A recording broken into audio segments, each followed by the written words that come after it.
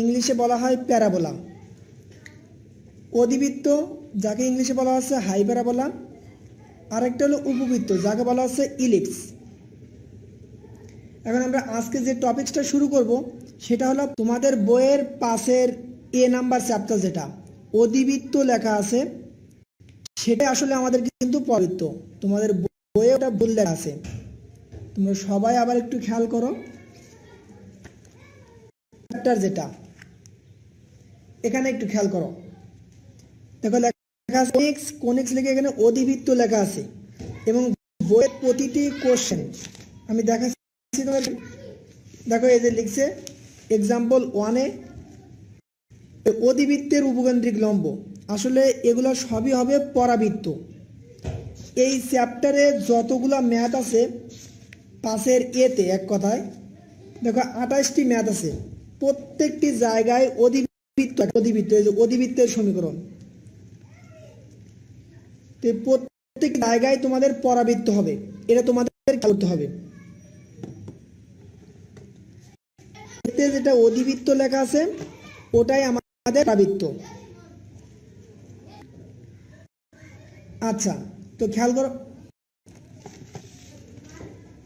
দেখো এখানে পরাবৃত্ত শুরু করতেছি। তো প্রত্যেকটা টপিক্সের, যেমন মনে করো সার্কেল, তো সার্কেলের একটি আদর্শ ইকুয়েশন থাকে, সার্কেলের একটি আদর্শ ইকুয়েশন থাকে, ঠিক তেমনি পরাবৃত্তের একটি আদর্শ ইকুয়েশন আছে।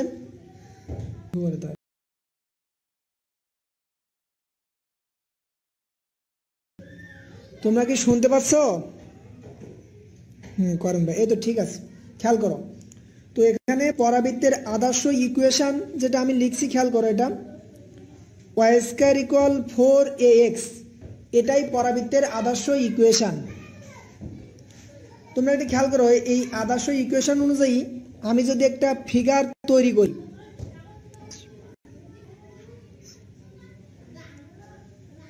এই ফিগার অনুযায়ী যদি আমি আদর্শ ইকুয়েশন অনুযায়ী যদি আমি একটা ফিগার তৈরি করি তাহলে কীরকম হচ্ছে সবাই খেয়াল করবা। দেখো আমি একটা কোঅর্ডিনেট অঙ্কন করলাম যেটাকে এক্সিস, এটা দেখো এক্স এক্সিস, আর এটা আমাদের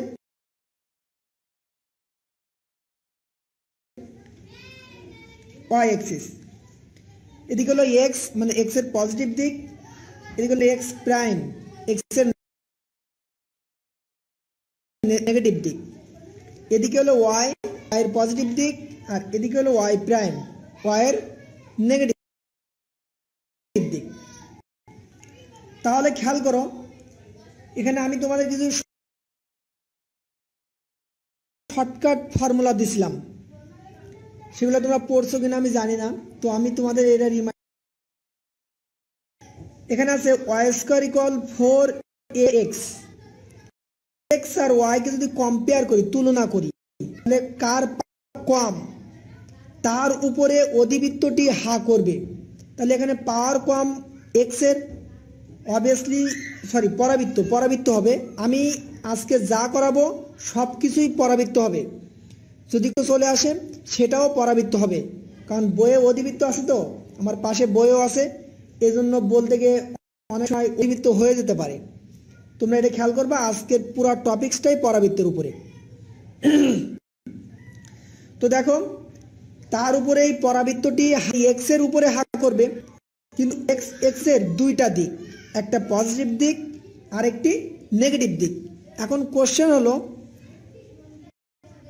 এক্স এর কোন দিকে পরাবৃত্তটি হা করবে। দেখো 4ax, অর্থাৎ এদের সামনে কোন চিহ্ন আছে, সামনে পজিটিভ চিহ্ন আছে। কেউ কথা বলে না, জি ভাই, থ্যাংক ইউ। হ্যাঁ, মাঝে মাঝে তোমরা বলবা যে বুঝতে পারছো কি পারছো না, দেখা যায় কি যায় না। আমি আমার সাধ্যমতো চেষ্টা করব তোমাদের বোঝানোর এবং ভালোভাবে ক্যামেরা ধরে রাখার জন্য। হ্যাঁ, তাহলে আর কমেন্টস করো না প্লিজ। এখন খেয়াল করে দেখো তোমরা, এখানে দেখো এক্স আর ওয়াই এর ভিতরে পাওয়ার ওয়াই এর বেশি, এক্স এর কম, এক্স এর উপরে পরাবৃত্তটি গঠিত হবে, কিন্তু এক্স এর কোন দিকে গঠিত হবে, এর সামনে কি চিহ্ন আছে, এক্স এর পজিটিভ চিহ্ন, এজন্য পজিটিভ দিকে গঠিত হবে। তাহলে পরাবৃত্তের চিত্রটা কিরকম আমরা খেয়াল করি, এরকম হবে ফিগারটা। আমি ফ্রি হ্যান্ডে আঁকছি, এজন্য একটু ফিগার খারাপ হতে পারে, তার জন্য তোমরা একটু বুঝে নিবা। দেখো এই পরাবৃত্তটি এখানে স্পর্শ করছে, এই বিন্দুতে স্পর্শ করছে, এজন্য এই বিন্দুটার নাম বলা হচ্ছে শীর্ষবিন্দু, ইংলিশে বলা হয় ভার্টেক্স। এটাকে কি বলা হয়? শীর্ষবিন্দু। তো শীর্ষবিন্দু আমরা 0,0, শীর্ষবিন্দু অলওয়েজ কি হবে? 0, যেটাকে তোমরা মূল বিন্দু হিসেবে জানো, যেটাকে তোমরা কি বিন্দু হিসেবে জানো? মূল বিন্দু হিসেবে জানো আর কি। তো এটাকে আমরা এ ধরলাম, এ, যে শীর্ষবিন্দুটা এ 0,0। তাহলে খেয়াল করে তোমরা, এখন আমরা সাথে সাথে পাশে লিখে রাখি পরাবৃত্তের শীর্ষবিন্দু, পরাবৃত্তের শীর্ষবিন্দু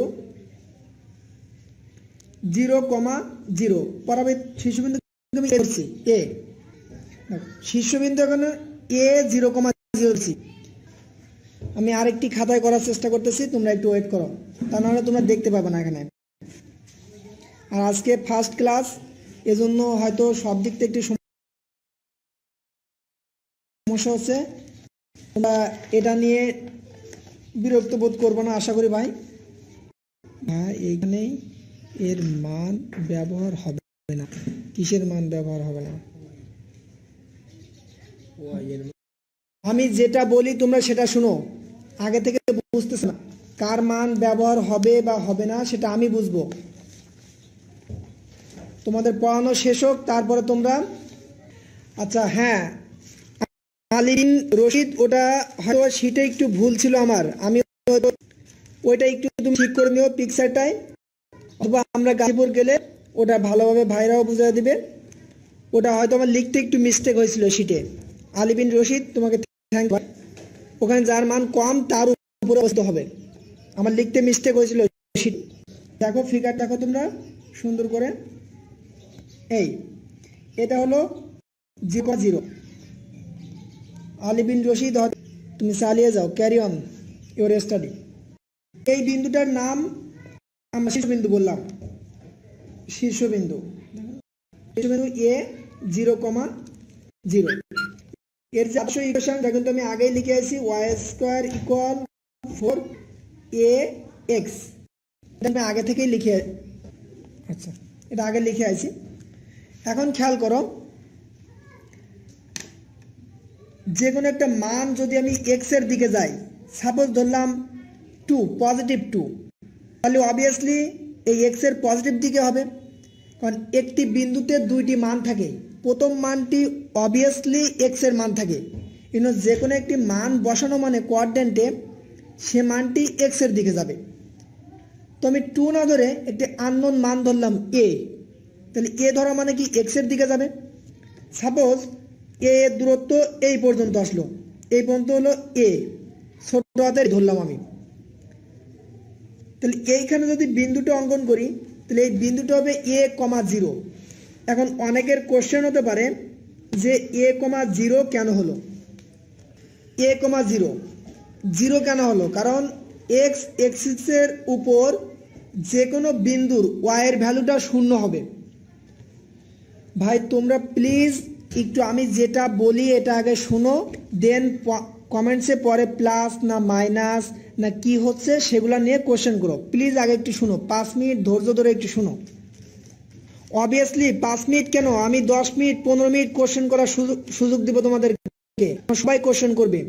আমি আগে যেটা বলি তোমরা সেটা আগে শুনে নাও, দেন যখন বলবো যে ভাই কোশ্চেন করো, তখন তোমরা সবাই করে কোশ্চেন করে আমি সবগুলো কোশ্চেনের অ্যান্সার দিব। ঠিক আছে ভাই? হ্যাঁ, এখন তোমরা একটু ধৈর্য ধরে একটু শুনো প্লিজ। দেখো এখানে এই বিন্দুটা হচ্ছে a,0। কারণটা হলো এক্স এর দিকে এ দূরত্ব চলে আসি, আর এই এক্স এর উপরে বিন্দুটা বসানোর কারণে ওয়াই এর ভ্যালুটা 0। তোমরা সরলরেখা 3-এর এতে শিখে আসছো এ ওয়াই = 0, এজন্য এটা 0 হয়েছে। এটাকে আমরা বলতেছি উপকেন্দ্র বা ফোকাস। তাহলে 2 নম্বর আমরা কি পেলাম? উপকেন্দ্র বা ফোকাসের ফোকাস আর কি, ফোকাস এস এ কমা 0। জি ভাই, থ্যাংক ইউ। আচ্ছা, এখন খেয়াল করো, এই যে উপকেন্দ্র, যেটা আমি এই উপকেন্দ্রে এখানে একটা লম্ব অঙ্কন করলাম, এটা লম্ব তুললাম, তাহলে এটা যদি উপকেন্দ্র হয় আর উপকেন্দ্র দিয়ে, তাহলে এটা কি হবে? উপকেন্দ্র লম্ব। দেখো, এটাকে এমন ভাবে তৈরি করা হয়েছে, এইটুক দৈর্ঘ্য যদি এ হয়, তাহলে এখান থেকে শুরু করে এই পর্যন্ত যে দৈর্ঘ্যটা হবে সেটা হবে 2a। তোমরা যদি বলো ভাই কেন এটা 2a হবে, তাহলে কোশ্চেন হলো এর ফিগারটা ঠিক ওই রকমই, যদি এটা 2 সেন্টিমিটার হয় তাহলে এতটুকু হবে 4 সেন্টিমিটার। সেভাবে না হলে সেটাকে আমরা কখনোই পরাবৃত্ত বলতে পারবো না, এটা ফ্রি হ্যান্ডে আঁকা, এজন্য কম বেশি হতে পারে। তাহলে এটা যদি 2a হয়, অবভিয়াসলি এটাও 2a হবে। খেয়াল করো এদিকে, এটা এ আর এটা 2a, তাহলে এই বিন্দুটা যে তৈরি হয়েছে, তাহলে এটা কি হবে? a, 2a। সেম ভাবে, কারণ এটা y এর পজিটিভ দিকে যাওয়ার কারণে 2a পজিটিভ হয়েছে। এদিকে খেয়াল করো, এটা a, এদিকে নিচের দিকে আছে y এর নেগেটিভ দিকে, তাহলে a, 2a। তাহলে পুরা এইখান থেকে শুরু করে এই পর্যন্ত দেখো 2a আর -2a, কিন্তু দৈর্ঘ্য যদি যখন দৈর্ঘ্য হিসেবে বলবো, দৈর্ঘ্য হিসেবে বলবো, তখন তো আর দৈর্ঘ্য কখনো নেগেটিভ হয় না। এই জন্য 2a আর 2a, তাহলে দুটা a যোগ করলে কত হবে? 4a, অর্থাৎ উপকেন্দ্রিক লম্বের দৈর্ঘ্য হবে 4a। আমরা লিখে ফেলি এটা, উপকেন্দ্রিক লম্বের দৈর্ঘ্য 4a। খুব ভালো করে খেয়াল করো তোমরা। দেখো, এই যে উপকেন্দ্রিক লম্বের এ একটা বিন্দু আর এ একটা বিন্দু, এই বিন্দু দুটাকে বলা হয় পাদবিন্দু, অর্থাৎ উপকেন্দ্রিক লম্বের পাদবিন্দুর স্থানাঙ্ক। আমরা লিখে ফেলি 4 নাম্বার, উপকেন্দ্রিক লম্বের পাদবিন্দুর স্থানাঙ্ক। তাহলে কি হবে বলো? a, দুইটা কম 2a, এটা লেখা যায়।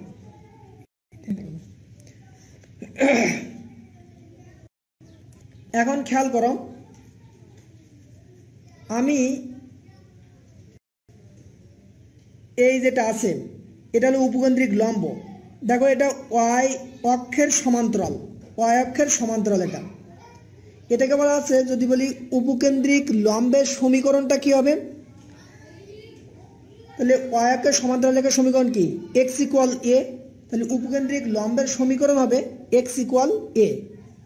এটা খেয়াল করো, দেখো y অক্ষের সমান্তরাল, তাহলে হবে উপকেন্দ্রিক লম্বের সমীকরণ, উপকেন্দ্রিক লম্বের সমীকরণ x = a।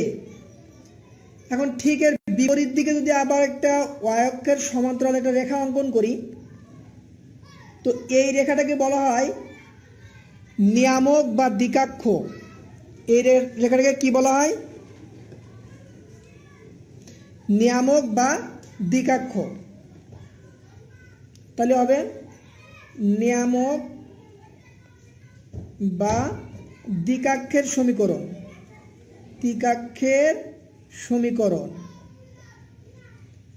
এখন দেখো, তোমরা এটাই y অক্ষের সমান্তরাল, এটাও সেম তো y অক্ষের সমান্তরাল, তাহলে এটা যদি x = a হয়, তাহলে এটা কি হবে?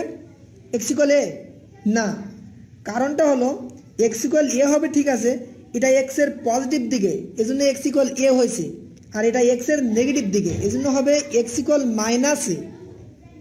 আশা করি সবাই ক্লিয়ার হয়েছো, x = -a। আর এটা আমাদের অক্ষ, এই অক্ষে দেখো আমাদের পরিবর্তন করেছে, তাহলে এই অক্ষ দেখো এখন কোন অক্ষের উপর? x অক্ষের উপর। তাহলে যদি বলি অক্ষের সমীকরণ কি হবে, তো x অক্ষের উপর y = কি? 0, এটাই হবে। তাহলে অক্ষের সমীকরণ হবে y = 0, কারণ x অক্ষের উপর y = 0 এজন্য y ইকুয়াল 0 হয়েছে। এ পর্যন্ত বোঝা গেছে মনে হয়? তোমরা খেয়াল করো শীর্ষবিন্দু। আচ্ছা, এবার তোমরা একটু কোশ্চেন করো, যতগুলো আমি দেখাইছি এর ভিতরে একটু কোশ্চেন করো তোমরা, আমি অ্যান্সার দেওয়ার চেষ্টা করব। প্লিজ কোশ্চেন করো ভাই। এই সূত্রগুলো যদি বুঝতে পারো তাহলে আশা করি তোমরা এই ম্যাথগুলো খুব দ্রুত আগাইতে পারবা এবং কোনো ম্যাথে ইনশাল্লাহ কারো সমস্যা থাকবে না। নিচে -12, হ্যাঁ ভাই আমি -2 লিখছি, তুমি খেয়াল করো -2 লিখছি ভাই। এক্স ইকুয়াল এ বোঝা যায় নুরে রাফিয়া। আচ্ছা খেয়াল করো একটু, সবাই এক এক করে কোশ্চেন করো। এক্স ইকুয়াল এ বুঝতে পারে নাই, উপকেন্দ্রিক লম্বের সমীকরণ দেখো, সবাই একটু খেয়াল করো। এটা এটা লিখছি আমি, উপকেন্দ্রিক লম্বের সমীকরণ। উপকেন্দ্রিক লম্বের সমীকরণ হলো এটা, এটা আমি এক্স ইকুয়াল এ লিখছি। কেন লিখছি দেখো, এটা হলো ওয়াই অক্ষ হলো এটা, তাহলে ওয়াই অক্ষের সমান্তরাল রেখার সমীকরণ কি? এক্স ইকুয়াল এ। এজন্য উপকেন্দ্রিক লম্বের সমীকরণ এক্স ইকুয়াল এ হয়েছে। 4 নাম্বার এটা। উপকেন্দ্রিক লম্বের পাদবিন্দুর স্থানাঙ্ক, এটাই তো 4 নাম্বার, তাই তো? দেখো উপকেন্দ্রিক লম্ব হলো এটা, এর এ একটা বিন্দু, এটা খেয়াল করো এক্স এর দিকে আমি এ গেছি, আর এখান থেকে এই ওয়াই এর দিকে 2 এ গেছি, তাহলে এই বিন্দুটা কত দাঁড়ায়? এ কমা 2 এ। দেখো আর এই বিন্দুটা খেয়াল করো, এটা হলো এ, এখানে হলো এ, আর এর নিচের দিকে গেছি কত? -2 এ। তাহলে এটা কত হলো? এ কমা -2 এ। তাহলে এটা তো উপকেন্দ্রিক লম্বের পাদবিন্দুর স্থানাঙ্ক, এটা উপকেন্দ্রিক লম্ব, আর তাদের যে বিন্দু পাওয়া যায় এই বিন্দুকে বলা হয় উপকেন্দ্রিক লম্বের পাদবিন্দুর। ভাই 5 নম্বর কি সমস্যা হচ্ছে খেয়াল করো। উপকেন্দ্রিক লম্বের সমীকরণ, উপকেন্দ্রিক লম্ব এটা হলো উপকেন্দ্রিক লম্ব, এটা এটা এটা এটা এটা হলো উপকেন্দ্রিক লম্ব। দেখো এইটা আর এই রেখা দুটো সমান্তরাল রেখা, দেখো দুইটা সমান্তরাল, তাহলে এটা কোন অক্ষ? এটা হলো ওয়াই অক্ষ, এটা হলো কি ওয়াই অক্ষ। এক্স ইকুয়াল এ, আমি তো সেটাই লিখছি ভাই, আশা করি বুঝতে পারছো। উপকেন্দ্র বা ফোকাস 2 নম্বরটা খেয়াল করো। ফোকাস সেটাই হবে যেটা সবসময় পরাবৃত্তের ভিতরে যদি কোনো বিন্দু থাকে, এই বিন্দুটাকে ফোকাস বলা হয়, অঙ্কন করা হয়, বিন্দু তৈরি করা হয়, সেই বিন্দুটাকে ফোকাস বলা হয়। খেয়াল করো আমি এই পরাবৃত্তটা এভাবে গঠন হয়েছে, এর ভিতরে একটা বিন্দু নিছি, এজন্য একে ফোকাস বা উপকেন্দ্র বলা হচ্ছে, উপকেন্দ্র বলা হচ্ছে। একে এস দ্বারা ডিনোট করছি, প্রকাশ করছি। এস থেকে কতটুকু দূরত্ব? এ দূরত্ব। আর সেই বিন্দুটা কোথায় অঙ্কন করছি? এক্স অক্ষের উপর। তো এক্স অক্ষের উপর ওয়াই এর ভ্যালু কত? 0। তাই কি হয়? বিন্দুটা কি হয়? এক্স এর ভ্যালু এ আর ওয়াই এর ভ্যালু 0, তাই এ 0। এবার বোঝা যাবে।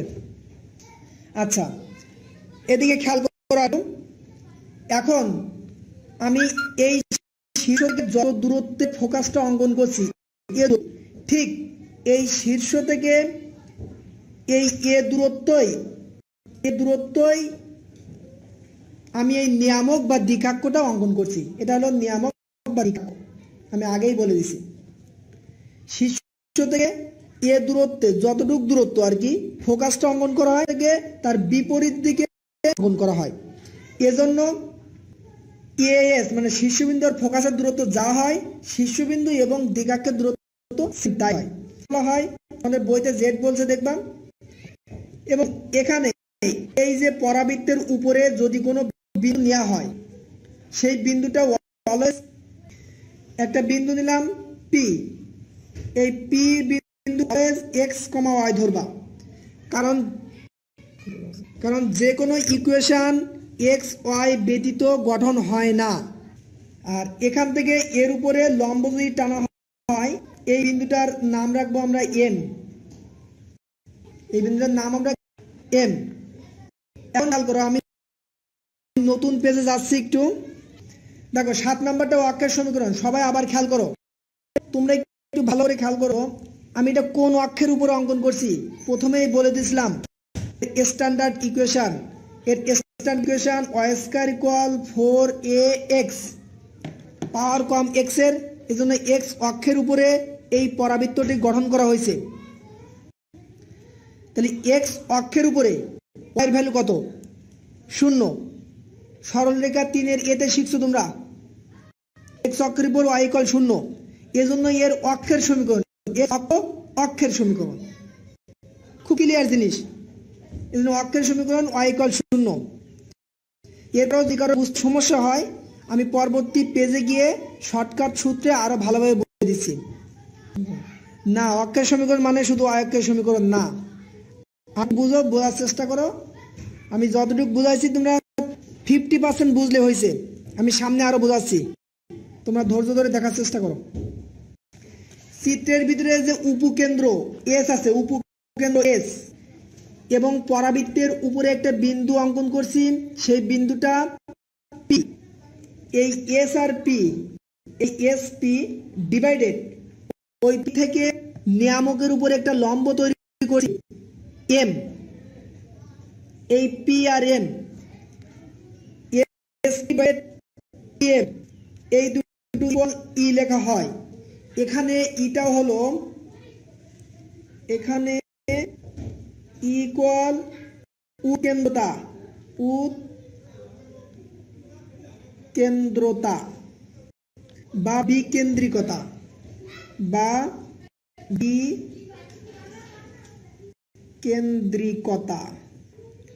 আবার খেয়াল করে সবাই, S P divided PM, S হলো এখানে উপকেন্দ্র। তোমরা ঠিক রাখো, আমি বারবার পেজ উল্টালে তোমরা ভালো বুঝতে পারবে না ভিডিওটা।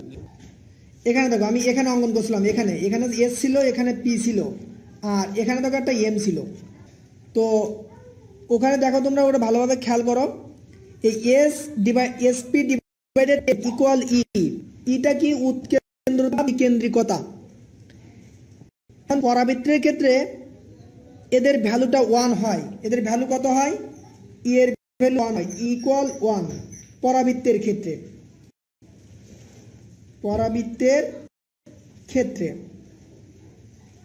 এখন এই মনে করে এটা 1 নম্বর ইকুয়েশন। এই ইকুয়েশনটা যদি ইকুয়াল 1 বসিয়ে দেই তাহলে কি লেখা যায় দেখো একটু খেয়াল করে, এসপি ডিভাইডেড পিএম ইকুয়াল যদি 1 বসিয়ে দেই তাহলে লেখা যাচ্ছে এসপি ইকুয়াল পিএম। এটা ইন্ডিকের জন্য অনেক ইম্পর্টেন্ট যে পরাবৃত্তের ক্ষেত্রে উৎকেন্দ্রতা ই, পরাবৃত্তের ক্ষেত্রে উৎকেন্দ্রতার ভ্যালু কত? 1। আবার আসতে পারে বৃত্তের ক্ষেত্রে কত? বৃত্তের ক্ষেত্রে 0, সরলরেখার ক্ষেত্রে ইনফিনিটি, যেটা আমার শীটে লেখা আছে, তোমরা ওগুলো ভালোভাবে খেয়াল করবা। যখন কোনো প্রশ্নে পরাবৃত্তের সমীকরণ নির্ণয় করতে বলবে তখন মূল টার্গেট থাকা লাগবে এই ইকুয়েশনটা, এসপি ইকুয়াল পিএম। মানে এসটা কি? উপকেন্দ্র, অর্থাৎ উপকেন্দ্রের ভ্যালু লাগবে। পি অলওয়েজ তুমি ধরে নিবা, পি অলওয়েজ ধরে নিবা পি এক্স কমা ওয়াই, আর এমটা হলো নিয়ামকের উপরে একটা বিন্দু, অর্থাৎ পি বিন্দু থেকে নিয়ামকের উপরে লম্ব দূরত্ব। এই লম্ব দূরত্ব তোমরা তৃতীয় সরলরেখা চ্যাপ্টারে শিখে আসছো, আমি প্রয়োজনে আবার তোমাদের রিমাইন্ড করে দিব এটা। এখন দেখো, যে কোনো ইকুয়েশন থেকে বলে যে শীর্ষবিন্দু বের করো, ফোকাসের স্থানাঙ্ক বের করো, উপকেন্দ্রিক লম্বের দৈর্ঘ্য নির্ণয় করো, এরকম সামথিং বিভিন্ন কিছু বলে, কিন্তু অনেক সময় দেখা যায় যে উপকেন্দ্রিক লম্বটা তুমি নির্ণয় করতে পারবে না, তোমার জন্য কঠিন হয়ে যাবে। এজন্য উপকেন্দ্রিক লম্বটা কিভাবে নির্ণয় করবে এটা একটু খেয়াল করো তোমরা। এখানে খেয়াল করো, উপকেন্দ্রিক লম্বের দৈর্ঘ্য 4a, অর্থাৎ যে সময় তুমি এর ভ্যালু পাবে না সে সময় তো আর উপকেন্দ্রিক লম্ব, কারণ এর ভ্যালু না পাওয়া মানেই উপকেন্দ্রিক লম্বের দৈর্ঘ্য বের করা পসিবল হচ্ছে না। তো সেক্ষেত্রে অল্টারনেটিভ মেথডটা শিখে রাখতে হবে, এভাবে করতে হবে। তো খেয়াল করো সেটা কিভাবে করবে তোমরা। এখান থেকে দেখো এই এটা হলো উপকেন্দ্র, এই উপকেন্দ্রকে এই যে নিয়ামক বা এই দূরত্ব কত দেখো, উপকেন্দ্র দূরত্ব হলো কত? এ। আবার এ থেকে জেড পর্যন্ত দূরত্ব, নিয়ামক পর্যন্ত দূরত্ব এ, তাহলে এ একটা এ দুইটা মিলে 2a।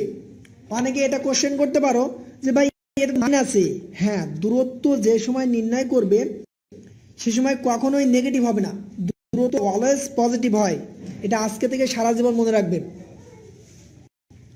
তো দেখো এই একটা এ আর এ একটা এ, অর্থাৎ এস থেকে যদি এই সমীকরণের উপর একটা লম্ব দূরত্ব অঙ্কন করি তাহলে যে দূরত্বটা পাবো সেটা 2 এর মান অঙ্কন করি, তাহলে 4a হয়ে গেল, অর্থাৎ আমার উপরিক লম্বের দৈর্ঘ্য বের হয়ে গেল। অর্থাৎ এইভাবে দেখো, মনে করো উপকেন্দ্রিক লম্বের দৈর্ঘ্য, উপকেন্দ্রিক লম্বের দৈর্ঘ্য, লম্বের দৈর্ঘ্য 2 কাছে 2 বলো, তাহলে এই 2 লিখলাম। এর জেড যে ভ্যালুটা আমরা আবার একটু ভালোভাবে দেখাচ্ছি, দেখো এই দেখো এস থেকে শুরু করে জেড পর্যন্ত দূরত্ব, এই দেখো এস থেকে এ আবার একটা এ হলো 2a, মানে 2a, কিন্তু মানে টয়েস এ, তোমরা যেটা ভালোবাসায় বলো আর কি। তাহলে সে টয়েস এ লিখলাম, টয়েস এ, তাহলে এই মোট মিলে 4a হবে। কিন্তু এই টয়েস এ তো তুমি এখানে লিখতে পারবে না, এখানে নিয়ামকের একটা ইকুয়েশন দেওয়া থাকবে আর এস এর একটা বিন্দু দেওয়া থাকবে, তাহলে ওই বিন্দু থেকে ওই রেখার উপর একটা লম্ব দূরত্ব অঙ্কন করবে, সেটাই টয়েস এর মান। আমি যখন ম্যাথে আসবে আমি করিয়ে দিব আর কি, হয়তো একটা তোমাদের বইয়ের 4 নাম্বার ম্যাথের 3 নাম্বার আর কি, এক্সাম্পল নাম্বার ম্যাথের 3 নাম্বার অপশনে যেটা আছে ওটাই, 4 নাম্বার অপশনে যেটা আছে মেবি 4 নাম্বারে আমি করিয়ে দেবো ইনশাল্লাহ। এখন তোমাদের এই শর্টকাট ফর্মুলাগুলো দেখি। এখন এই থেকে যদি কোশ্চেন থাকে কোশ্চেন করো, প্লিজ কোশ্চেন করো তোমরা। কি কোশ্চেন আছে? ওকে ভাই আগে যান। ক্লিয়ার না? কোনটা ক্লিয়ার না? কোনটা ক্লিয়ার না তুমি বলো, বলো। কেউ বুঝতে পারে কেউ বুঝতে পারে না, যে বুঝতে পারতেছে না সে হয়তো বা খেয়াল করতেছে না। আবার নাম আবার এ মান লাগবে না, ওখানে সমীকরণ থাকবে, আমি ওটা ম্যাথে গিয়ে সলভ করে দেবো ভাই, আজকেই করবো ইনশাল্লাহ। আর প্লিজ তোমরা কমেন্টসে বাংলায় লিখবে, কেউ বাংলিশ লিখবে না, অনেকেই বাংলিশ বানান ভুল করেও বুঝতে কষ্ট হয়, প্লিজ বাংলায় লিখবে, আর তা না হলে পুরো লিখবে। এর মান লাগবে না, এর মান লাগবে না, আমি তোমাকে বোঝাচ্ছি, আবার বোঝাবো সমস্যা নাই। এখন তোমরা শর্টকাট ফর্মুলাগুলো দেখো।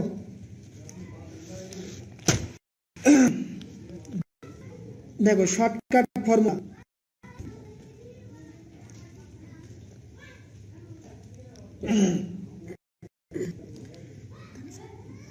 শর্টকাট ফর্মুলার প্রথমে এক্স এবং ওয়াই এর মধ্যে যার মান কম থাকবে, কম থাকবে তার উপরে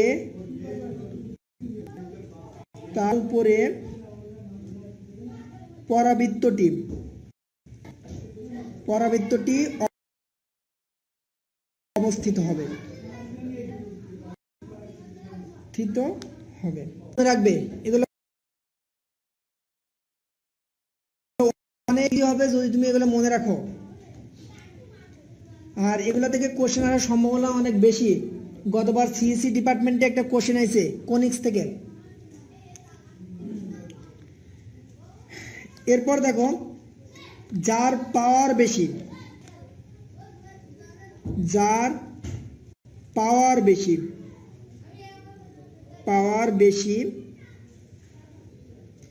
সেটি ইকুয়াল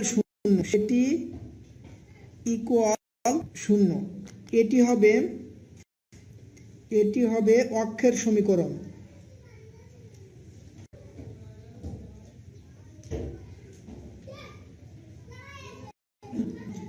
দেখো যার পাওয়ার বেশি শূন্য, এটি হবে অক্ষের সমীকরণ। অর্থাৎ আমরা যে আদর্শ ইকুয়েশন করছি, এই আদর্শ equation Y square equal 4ax, এখানে ওয়াই এর পাওয়ার বেশি ছিল, এই জন্য দেখো ওখানে অক্ষের সমীকরণ লিখছিলাম ওয়াই ইকুয়াল 0, এই জন্য শর্টকাটে মনে রাখবা। যা তুমি এখন বলতে পারো যে ভাই আমি ওটা তো শিখছি, এটা কেন আবার মনে রাখবো, কিন্তু যখন এক্স স্কোয়ার ইকুয়াল 4ay অথবা -4ay দিবে তখন কিন্তু তোমার ব্রেনটা অনেক খাটিয়ে করা লাগবে।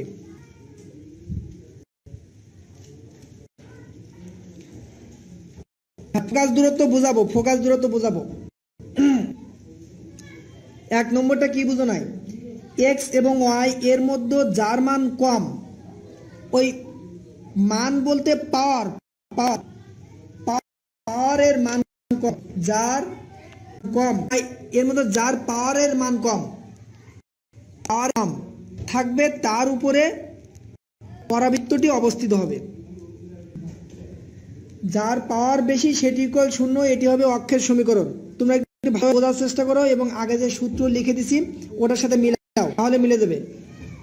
ভাই এক্স এবং ওয়াই এর মধ্যে যার মান কম হবে না পাওয়ারের মান কম হবে, সিম্পল জিনিস একটু বুঝে নাও ভাই। 3 নাম্বার, যার পাওয়ার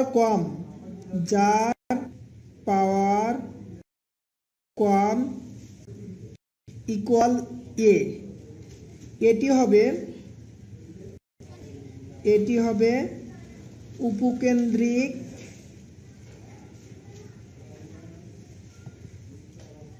যার সেটি ইকুয়াল এ, এটি হবে উপকেন্দ্রিক লম্বের সমীকরণ।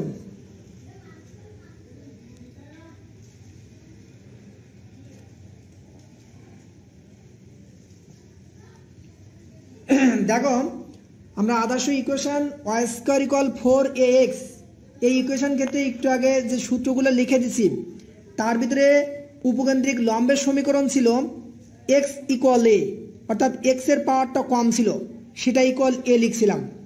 ঠিক তেমনি যত ইকুয়েশন থাকুক তার ভিতরে পাওয়ার যার কম থাকবে সেটি ইকুয়াল যদি a দেই সেটি হবে আমাদের উপকেন্দ্রিক লম্বের ইকুয়েশন। আশা করি বুঝতে পারছো তোমরা। দেখো যার পাওয়ার কম সেটি ইকুয়াল -a, এটি হবে দ্বিকাক্ষ বা নিয়ামকের সমীকরণ। আমি একটাই লিখলাম, নিয়ামক একই জিনিস। বোঝা যায়? বলো এই শর্টকাট সূত্রে কার সমস্যা আছে বলো। এখন আমরা ম্যাথে চলে যাব, আর এরপরে একটা ফোকাস দূরত্ব আছে, ফোকাস দূরত্বটা বলে দিচ্ছি।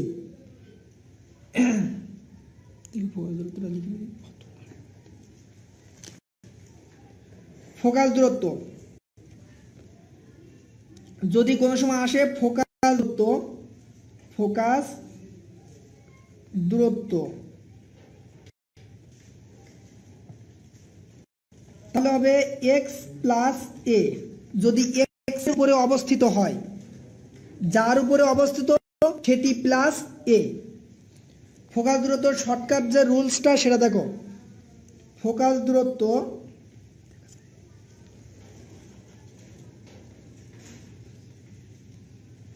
দূরত্ব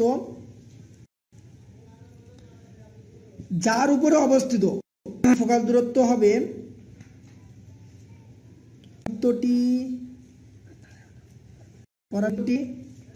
যার উপরে অবস্থিত, যার উপরে 4ay হবে, সেক্ষেত্রে হবে y প্লাস a। কেউ a ইউজ না করে b ইউজ করতে পারো, এটা যার যার উইশ। দেন এই পর্যন্ত কারো যদি কোশ্চেন থেকে কোশ্চেন করো।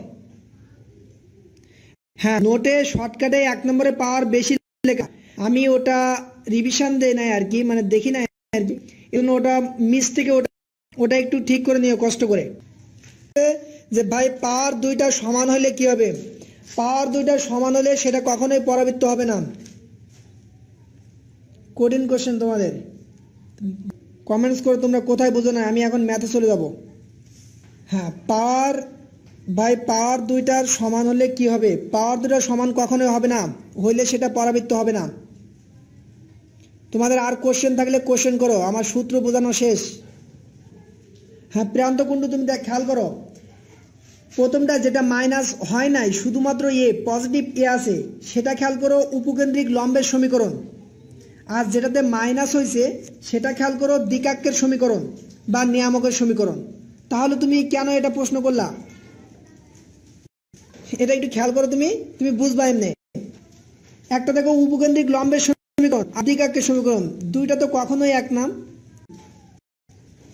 আশা করি ক্লিয়ার হয়েছে।